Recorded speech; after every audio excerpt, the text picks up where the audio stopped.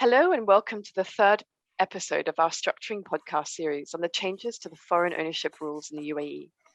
I'm joined by David Linklater, partner and director of CFO and VAT services for Rethink, a sister company to MHQ. David, good afternoon. Good afternoon, Hermione. Thank you very much for joining us today. Last week, Jan and I discussed the process and recommended steps to achieve 100% foreign ownership of LLCs. Today, we're following up on the discussion to focus in on the key considerations for businesses to weigh up the merit of transferring to full foreign ownership. Let's kick off the discussion by looking at the fiscal considerations for existing companies currently held under the traditional model with a UAE national shareholder holding 51% of the shares, but looking to transfer to full 100% foreign ownership. David, you work with a lot of existing companies in UAE and across the region. What do you see as the biggest considerations for them?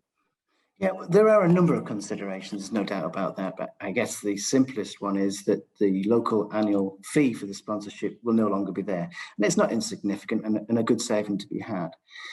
For manufacturing companies, however, things aren't too clear at the moment because for duty-free movement within the GCC, there still is the requirement for a GCC citizen to be a local sponsor. So that's yet to be decided.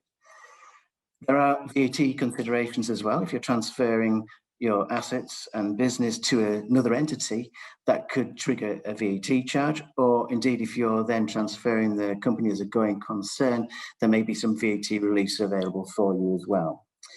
Also, by moving your company to another entity may require the valuation of that company, which will disclose the economic value of the business, which isn't necessarily something you may want to share. On the other hand, if your business is struggling in the region or you're really very highly leveraged, this is an ideal opportunity to look at restructuring opportunities. Audits will always be a consideration, there's no doubt about that, but it's not such a bad thing because a lot of companies do look for investments and what have you, and an audit is a great way of giving credibility to your business. Head office reporting is unlikely to change significantly. It will remain as is, but you just have the minority interest eliminated. Thank you very much for that summary. But what about for market entry foreign investors looking to set up a 100% foreign-owned entity? What do you think are likely to be the key drivers for their decision to set up under the new foreign ownership rules, assuming, of course, that their activity is eligible for 100% foreign ownership?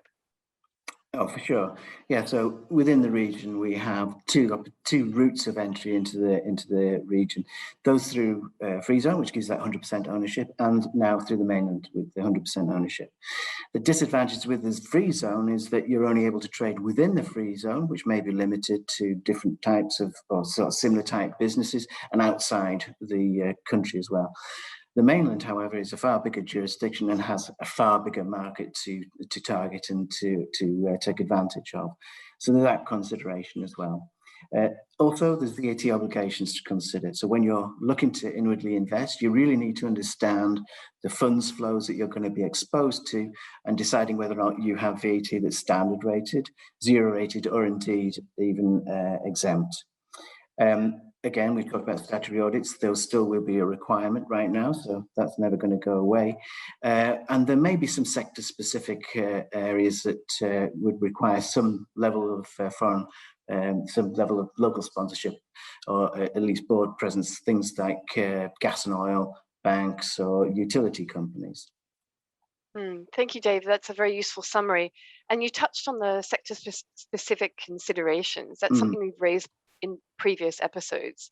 And we do stress that become a key consideration to determine whether there will be any operational challenges or limitations on the opportunities, particularly if you're seeking to tender with government for projects where potentially 100% foreign ownership may not work in your favor.